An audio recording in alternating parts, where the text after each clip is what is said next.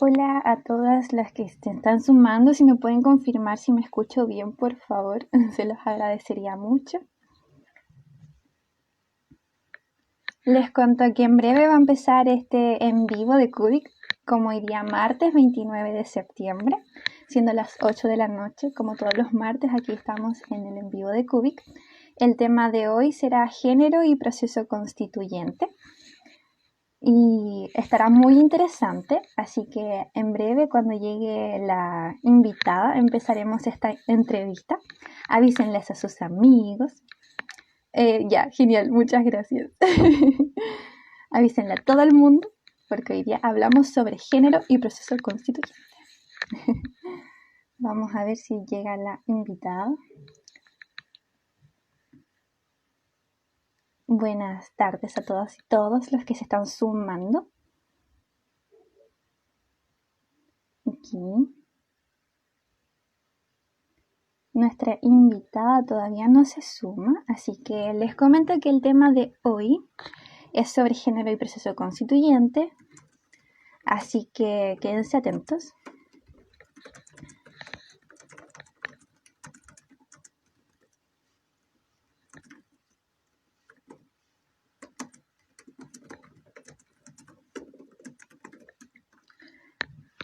Aquí.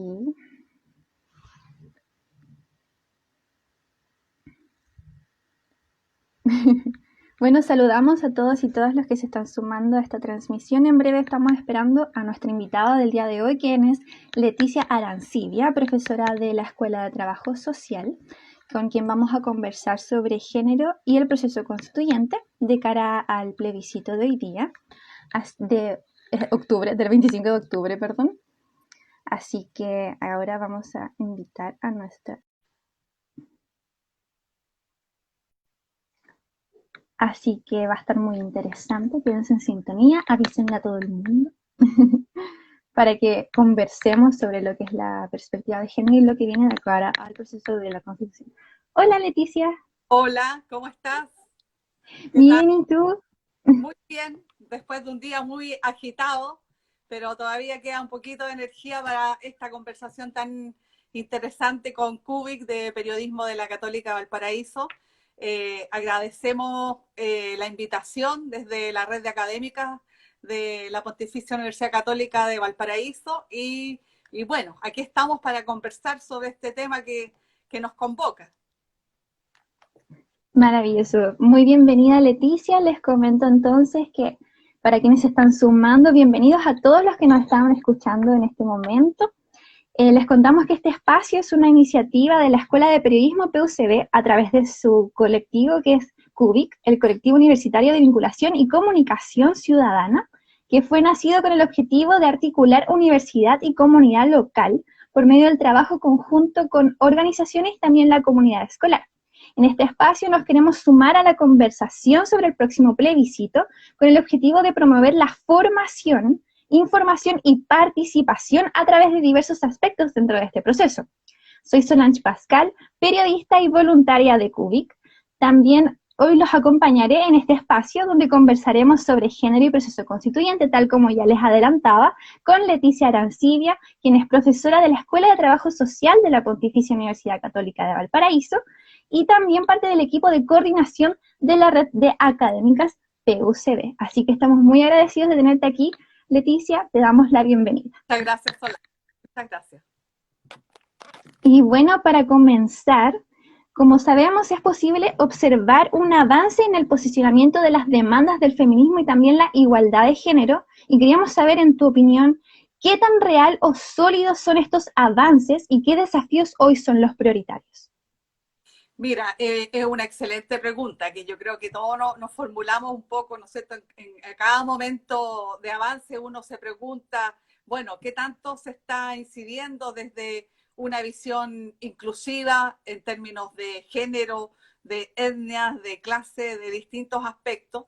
Y yo diría que efectivamente el feminismo y el movimiento de mujeres, que sabemos, ¿no es cierto?, que tiene más de un siglo luchando desde las mujeres pioneras, a lo mejor las sufragistas, o bien incluso antes las mujeres trabajadoras, y desde entonces, luego durante la dictadura, las mujeres por la vida. Entonces, nosotros tenemos que el movimiento de mujeres ha dado lugar a varios cambios en la sociedad.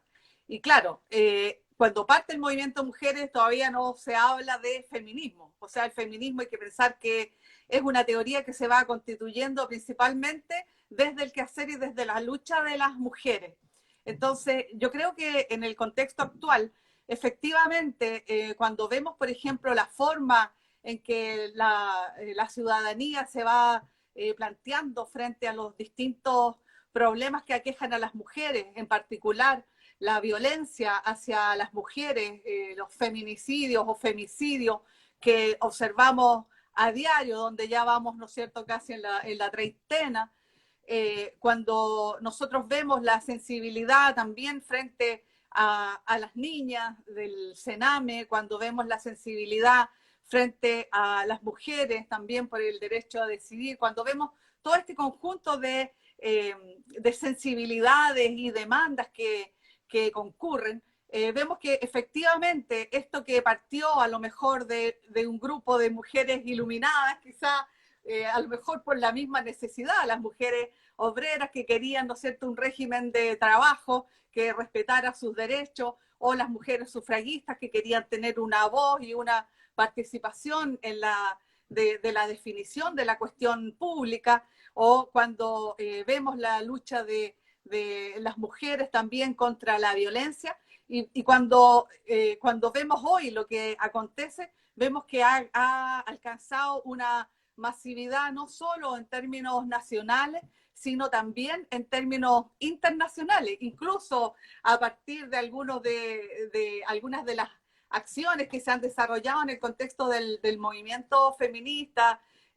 Vemos cómo también el movimiento de mujeres ha tenido la capacidad de fortalecer los movimientos sociales y las demandas sociales, culturales, políticas, económicas, de distintos y vastos sectores de la sociedad. Por lo tanto, yo creo que efectivamente hay muchas mejores condiciones, porque por una parte ya la gente no tolera más. Pensemos que, por ejemplo, frente al tema del femicidio o feminicidio, como se le llama también, pensemos que antes ese problema se denominaba como un problema de pareja, como un problema íntimo, ¿no es cierto?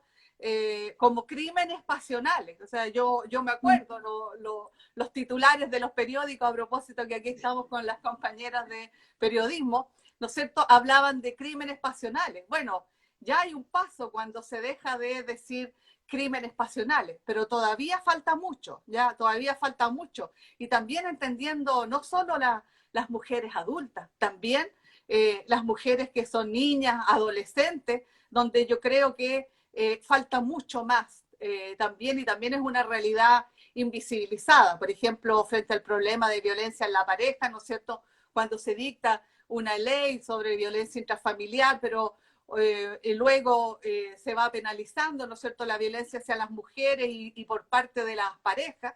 Sin embargo, se dejan afuera en un primer momento toda la violencia en la pareja, en el pololeo, que vemos que ya en ese espacio de socialización, del encuentro entre pares, ya vemos cómo hay patrones culturales que se van reproduciendo. Por lo tanto, todavía hay mucho camino en eso. Claro, y por ejemplo, entonces también quizá uno de esos temas sería la prioridad, según lo que planteas tú. Bueno, las prioridades, no sé si te refieres a las prioridades en el sentido de poner al centro las niñas. Como en O la materia de lo que es, en estos avances que ha traído la igualdad de género y también como el movimiento feminista, como que, como tú mencionas, se han hecho avances, sin embargo todavía falta, entonces como quizá una de las prioridades sería también ver lo que es la violencia dentro del pololeo. claro, cierto. Bueno, hay leyes que están en curso, ¿no es cierto? Hay iniciativas en la materia, pero sabemos que esto no hay que pensar de que en la política son solo las leyes, porque la política tiene que ver con la deliberación. tiene que ver con la posibilidad de participar y definir los destinos en tanto mujeres. Y ahora que se acerca el proceso constituyente, que bueno, se logró, pero luego de una tremenda disputa, ¿no es cierto? Y con mucha oposición de los grupos más conservadores a que se incorporara la paridad de género en este proceso, yo diría que todavía da cuenta de que a lo mejor incluso los procesos culturales, eso no es extraño. A veces que los procesos culturales, políticos en la ciudadanía o en la calle, como se le dice también, ¿no es cierto?, van a un ritmo mucho más acelerado y a veces incluso más sabio que lo que hacen eco los dirigentes políticos y las élites de un país. Claro, y por ejemplo, ya hablando un poco más de lo que es el proceso constituyente, sabemos que en el caso de que Chile apruebe la elaboración de una nueva constitución a través de una convención constitucional, esta sería paritaria, pero en cambio, si se elige la convención mixta constitucional, la paridad solamente sería aplicable a los ciudadanos que sean elegidos popularmente, pero no a los integrantes de los parlamentarios. Ajá. Entonces, en cualquiera de estos casos, nos gustaría saber de qué forma y qué medidas se requieren para que la paridad se materialice, por ejemplo, en condiciones de trabajo de quienes serán los encargados de redactar la Constitución. Bueno, y yo creo que tenemos tremendos desafíos. Ahora, bueno, me parece que la Convención Constitucional es la opción que, disculpa, se me cayó el celular. Son gajes del celular. Acá de la tecnología. Yo creo que en este sentido hay que estar un poco atento y me parece que la Convención Constitucional es la que ofrece la posibilidad de una mayor participación y además desde el punto de vista de la paridad de género es la única que incorpora esa alternativa, porque la alternativa de la Convención Mixta significa seguir manteniendo, ¿no es cierto?, los mismos dirigentes políticos bajo las mismas lógicas, mientras que en la Convención Constitucional, ahora yo no digo que esto va a ser todo ideal, ¿eh? Porque hay un tremendo desafío de que efectivamente la gente se comprometa, participe y que también se informe. O sea, yo creo que aquí hay un tremendo trabajo que hacer de educación, información, porque también si vemos, por ejemplo, ahora que ya empezaron las campañas del apruebo, del rechazo, ¿no es cierto? Entonces, bueno, está muy, ahora se instala la idea, por ejemplo, de que rechazo con reforma y además con la idea de una inmediatez en las leyes. Una cuestión que es absolutamente falsa. O sea, mira, aquí voy a dar un ejemplo, y que no es un ejemplo chileno por lo demás, para que entendamos los procesos tan largos que han sido. Bueno, esta misma transición o postdictadura la continuidad todavía de un orden autoritario lo tenemos ya a más de 40 años del golpe de Estado, por lo tanto, vaya que cuesta y toma harto tiempo. Bueno, yo decía que iba a dar el ejemplo de Francia y en Europa, pero en particular en Francia, donde, por ejemplo, en lo que se llamaron las revoluciones de 1848, que recorrió prácticamente toda Europa, en los distintos países se desarrollaron movimientos sociales, movimientos populares, donde se incorpora, que no estaba muy presente esa demanda, por ejemplo, en la Revolución Francesa, pero sí en esas revoluciones de 1848. Entonces allí ya se incorpora esta demanda, por ejemplo, de derecho a voto de las mujeres. Sin embargo, pese a todo, y que siempre estamos mirando a Europa, pasaron 100 años para que las mujeres pudieran tener derecho a voto en Francia. Por lo tanto, para que entendamos la dinámica y la lentitud de estos procesos, y podemos decir que a la mujer y las mujeres hemos tenido que ganarnos cada paso, cada conquista ha costado, y aquí estamos diciendo literalmente, sangre, sudor y lágrimas. Por lo tanto, los desafíos y en términos de lo que debería plantearse, me parece que la Convención Constitucional nos da la oportunidad de una mayor participación y sobre todo que en términos de paridad nos da por lo menos una garantía de participación de mujeres y hombres, puesto que la vida y el mundo está construido de hombres y mujeres, bueno, también distintas otras posiciones, ¿no es cierto? Distintas géneros, pero principalmente me refiero que hay una diversidad. Y yo creo que generalmente la lucha de las mujeres y las luchas desde las minorías sexuales, las mismas mujeres como una minoría sexual se transforma en la quinta esencia y de algún modo también gatilla y posibilita también todos los otros movimientos, por ejemplo, de las minorías sexuales, porque es la medida que se va avanzando, si se puede avanzar en ese ámbito, bueno, también se va allanando el camino para una sociedad más tolerante, más plural y también más participativa y democrática. Claro, entonces es como el momento en el que tenemos que aprovechar de que nunca más sin nosotras, que se pueda lograr la paridad y también incluir a todos los otros géneros y disidencias también que puedan ser partícipes del proceso. Y tal como tú decías, es súper importante de que no es solamente la participación en el plebiscito, sino que también a lo largo de todo lo que conlleva el proceso constituyente de salir a prueba. Ajá. Y por ejemplo, también nos gustaría saber desde su mirada qué significa para nuestro país haber conseguido asegurar legalmente la paridad dentro de este proceso, al menos en el caso de lo que es la Convención Constitucional, como lo estábamos conversando.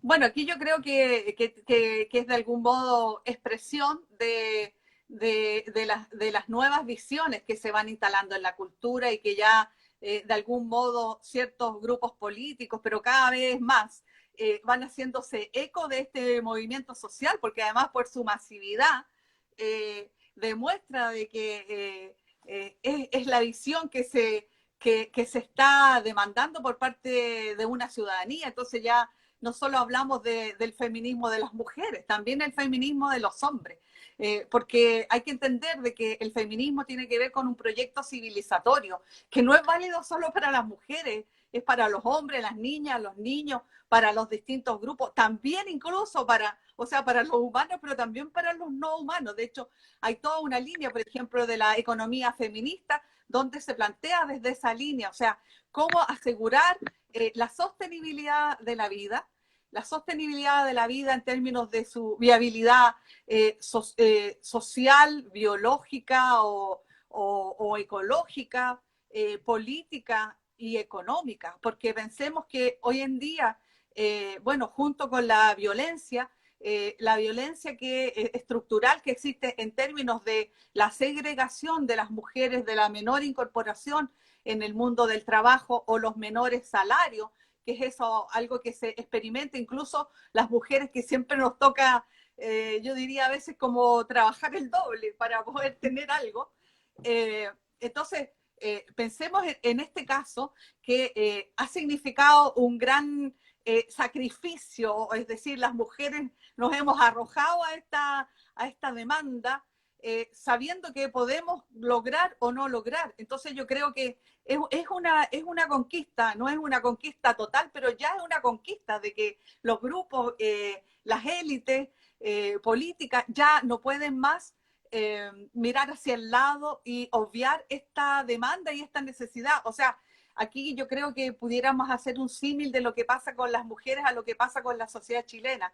La sociedad chilena, por ejemplo, en el contexto de postdictadura, donde todo el rato, yo me acuerdo cuando incluso el año 94 Edgardo Benninger proclamó el fin de la transición. También distintos personeros de la época hablaban de la democracia protegida. Es decir, ¿de quién se protege la democracia? De sus ciudadanos. Entonces allí, ¿no es cierto?, hay una contradicción tremenda. Entonces pensar de que la sociedad chilena no tiene la madurez suficiente como para definir sus destinos significa minimizar las capacidades, reducir la potencia que tenemos cada uno y cada una, y también ocurre lo mismo con las mujeres, es decir, ¿cuándo vamos a alcanzar la mayoría de edad para tener una plena integración y participación dentro de la cuestión pública? Claro, y como tú lo mencionabas también, es algo, una ganada histórica. De hecho, yo ahora busqué sería quizá la primera constitución realizada con paridad de género en el mundo. Por lo tanto, es una ganada gigante para no solamente las mujeres de Chile, el movimiento feminista chileno, sino que también el movimiento feminista a nivel mundial. Entonces, estamos Ajá, hablando de algo sumamente importante.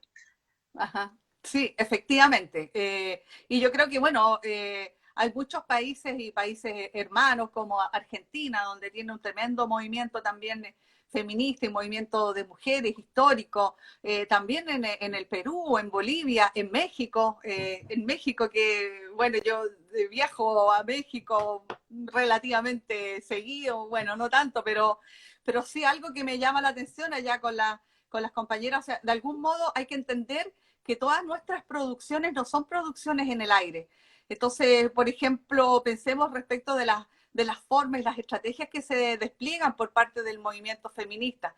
Nosotros tenemos, por ejemplo, yo diría que las formas de la expresión de las mujeres, por ejemplo, en el caso de México, tenemos lo que en francés se llaman los casseurs o los vándalos acá, en fin, son mujeres que tienen que, para marchar, generar sus propias formas de defensa, porque es tan abrumadora la violencia que sufren, ya algo que incluso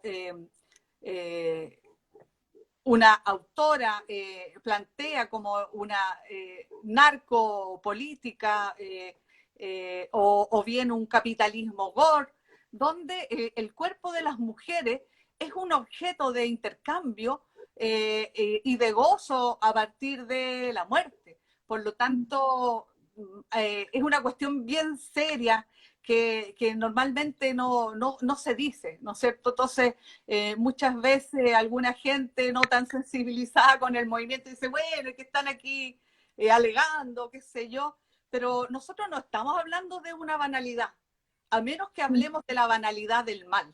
Cuando hacemos un poco, evocamos un poco esta frase que acuñó Hannah Arendt, ¿no es cierto?, refiriéndose al fenómeno que se dio y que se sigue dando, bueno, pero que en ese momento se dio en la Alemania nazi. La banalidad del mal por ejemplo, eh, cuando juzgaron a Eichmann, quién era el que estaba, él era responsable en Alemania, era responsable de transportar a los judíos y a los distintos grupos gitanos, sabemos que no solo eran judíos, ¿no es cierto?, eh, para trasladarlo a los campos de exterminio.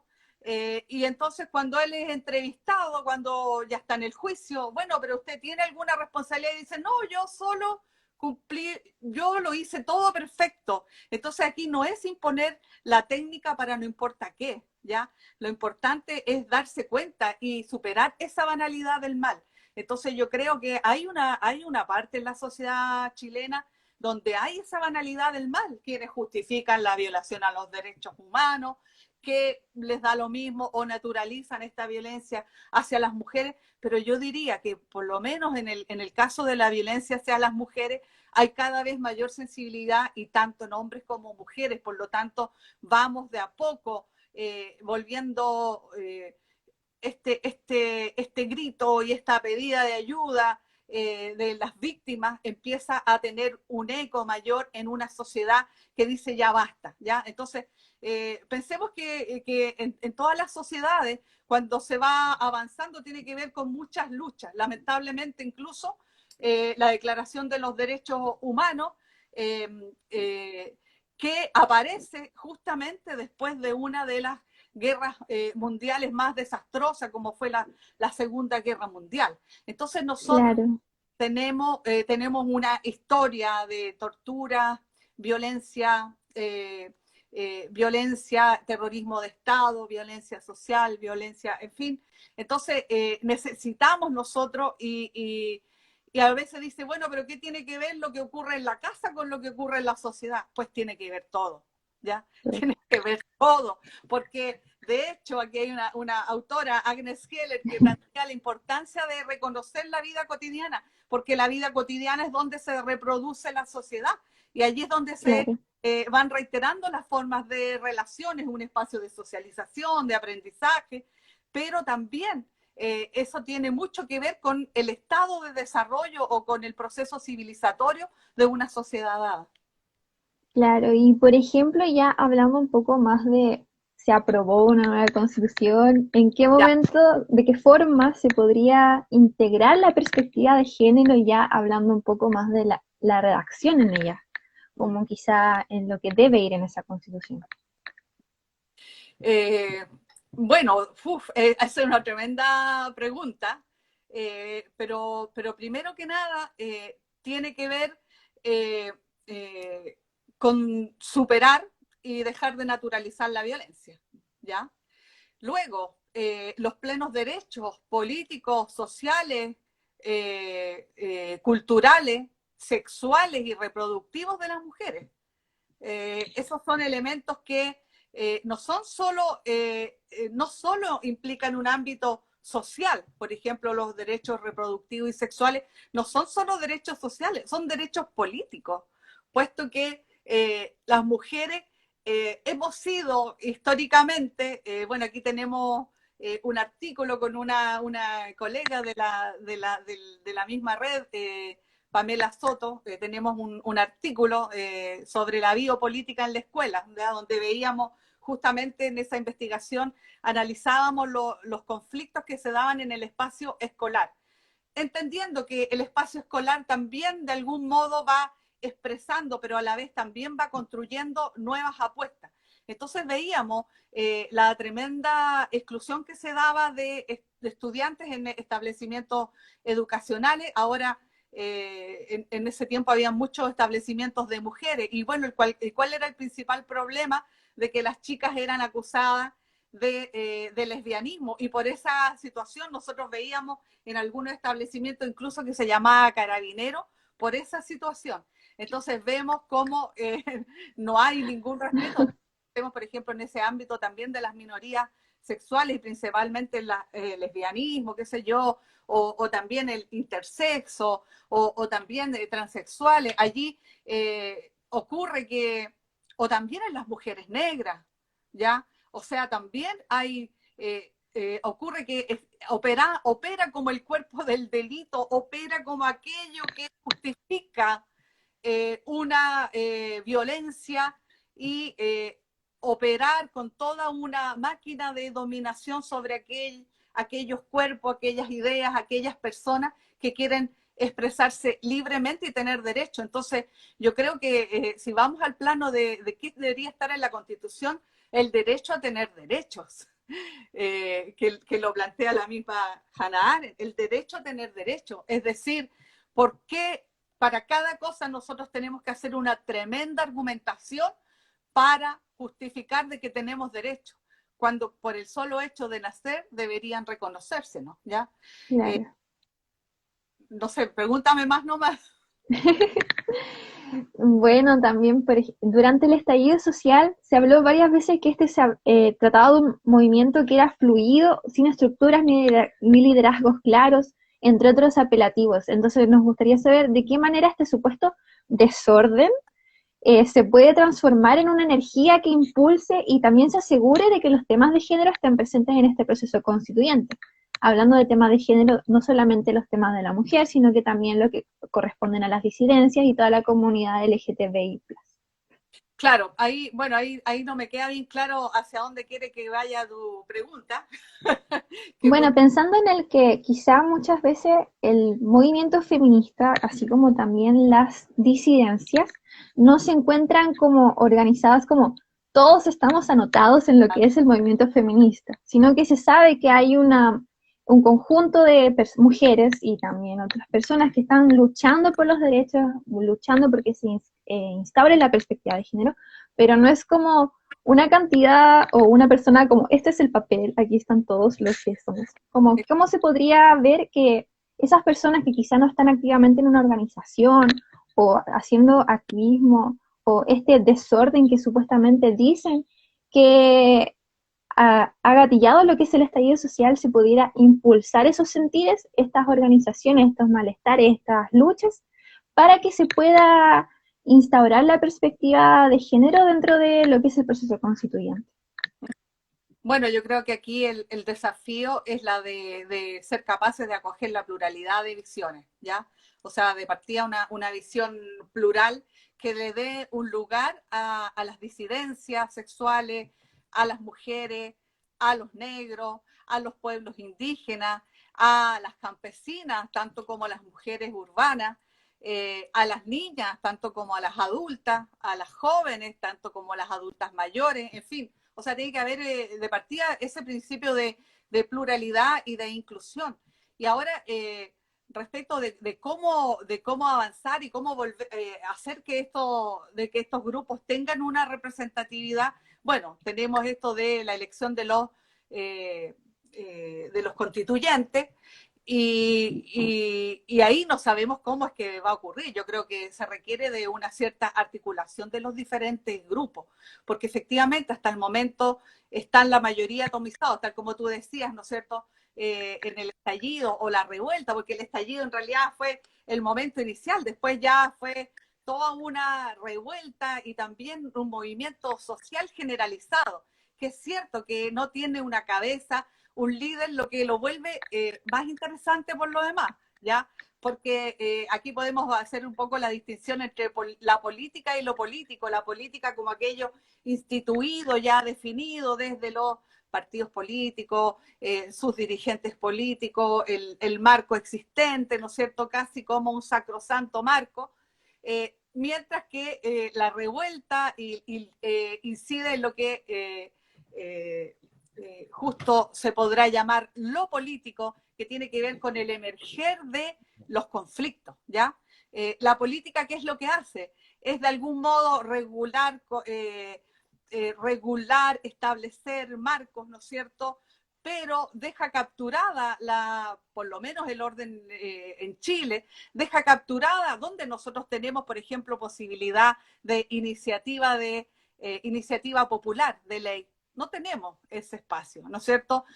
Por ejemplo, ahora mismo para lo de los constituyentes se estaba tratando de salvar el problema de que los dirigentes sociales no pueden presentarse a cargo de representación porque son barreras, y sin embargo, dirigentes y dueños de empresas pueden plantearse de un día para otro. O sea, esto tiene que ver con una inequidad tremenda, ¿ya?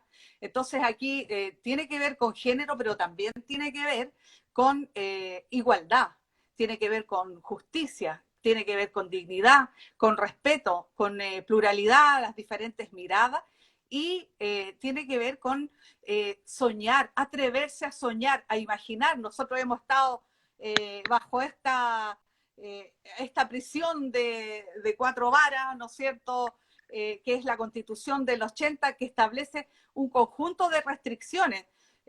O sea, cada vez ya se van haciendo algunas modificaciones.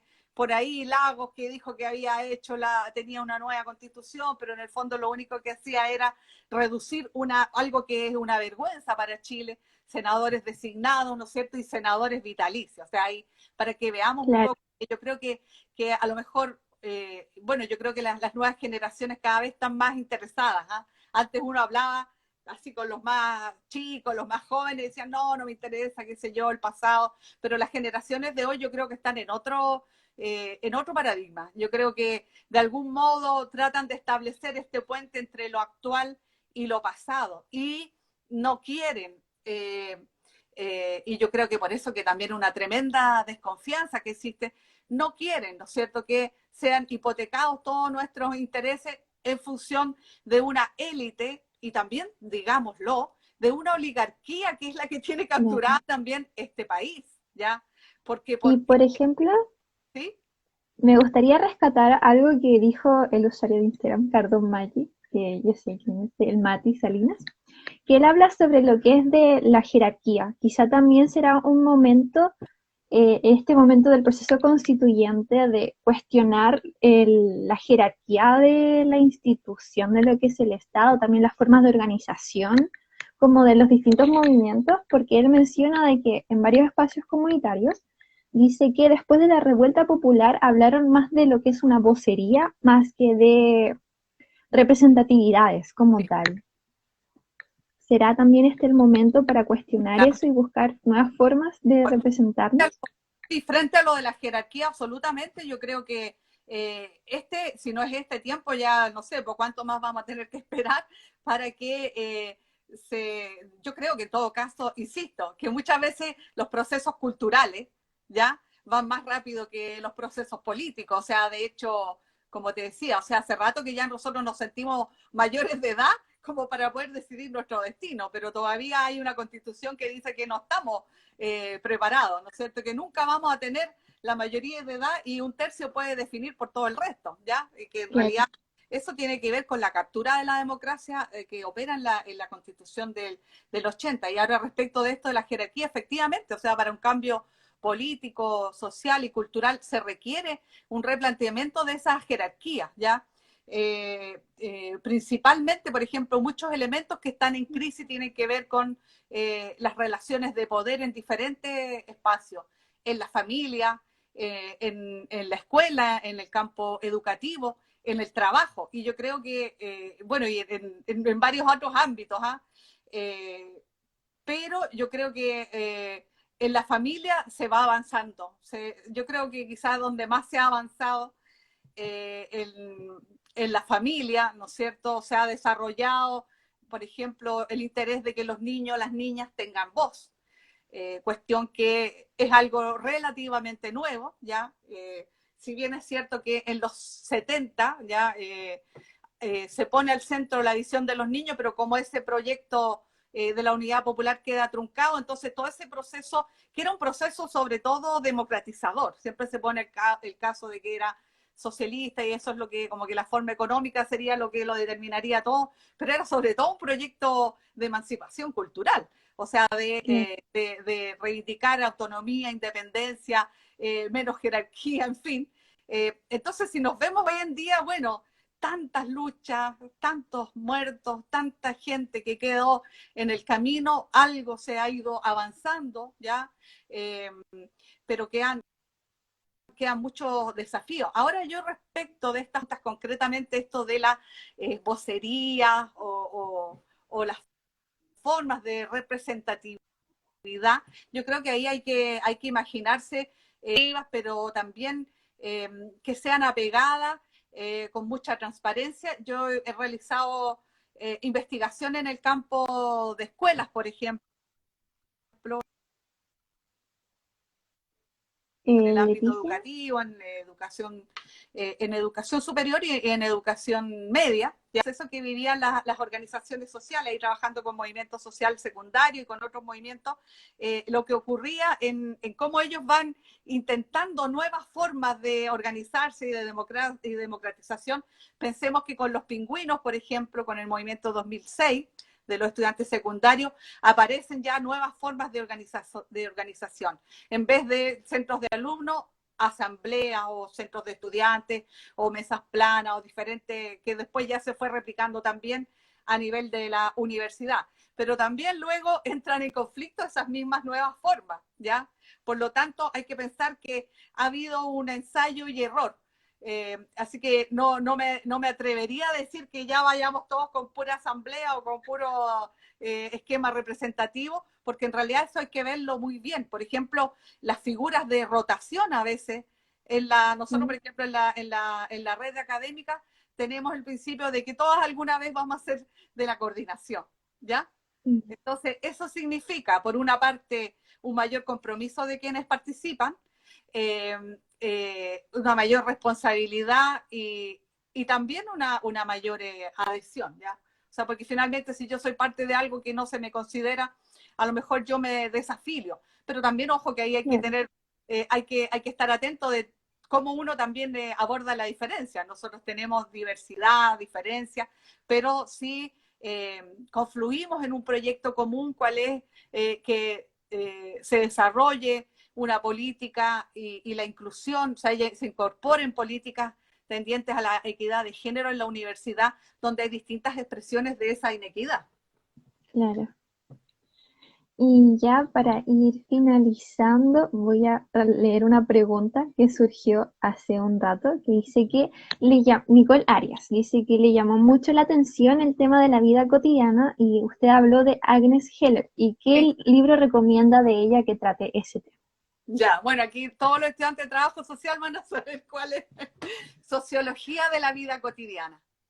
Es el libro de Sociología de la vida cotidiana. Entonces ahí Hannah Arendt plantea cómo se establece un vínculo entre el ámbito más genérico de la sociedad, lo global, y este ámbito también más micro y de la vida cotidiana. Entonces, por ejemplo, plantea, bueno, ¿dónde se juega la vida cotidiana nuestra? Bueno, en nuestros espacios de trabajo, en la casa, en fin, no se juega en el sistema en el aire, ¿ya? Sino que se juega en distintos espacios de interacción.